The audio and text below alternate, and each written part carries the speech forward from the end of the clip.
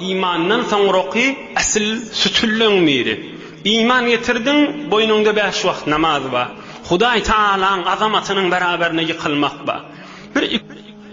Awwalana kana sallallahu aleyhi ve sellem iza hazabahu emrun salla.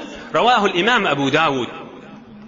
Peygamberimiz sallallahu aleyhi ve sellem her wagt kynçylyga düşenne, dargy berenne, narahatysy arty berenne derrew namaz okuýanmış.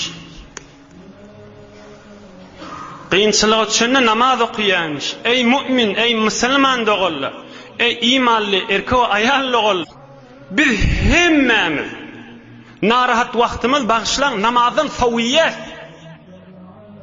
Hemmemiz şeyler. Namazın sert bolýar. La havle ve la kuvvete illa billahil aliyyil azim.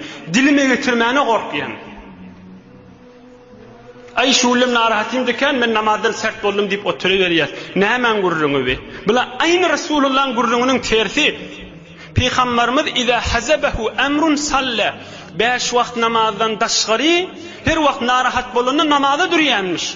Allah'ın azamatynyň öwüne ýykylýanmışdyk. Hudaýa maňa ýüregime sowukluk, yeňillik, rahatlyk ber diýipde Hudaý Taaladan yeňillik dileýänmişdik, Hudaý Taala da berýänmişdik. İmandan soňraky asl sütüllenmeli. İman getirdin, boynunda 5 wagt namaz ba. Hudaý Taalaň azamatynyň beraberine ýykylmak ba. Awwalana kana sallallahu aleyhi ve sellem iza hazabahu emrun salla. Rawahu al-imam Abu Dawud. Peygamberimiz sallallahu aleyhi ve sellem her wagt kynçylyga düşenne, dargy berenne, narahatysy arty berenne derrew namaz okuýanmış. Kynçylyga düşenne namaz okuýanmış. Ey mümin, ey musulman dogullar, ey imanly erkek we ayal dogullar, biz hemmemiz narahat wagtymyz bagşlan namazyň sawiýet.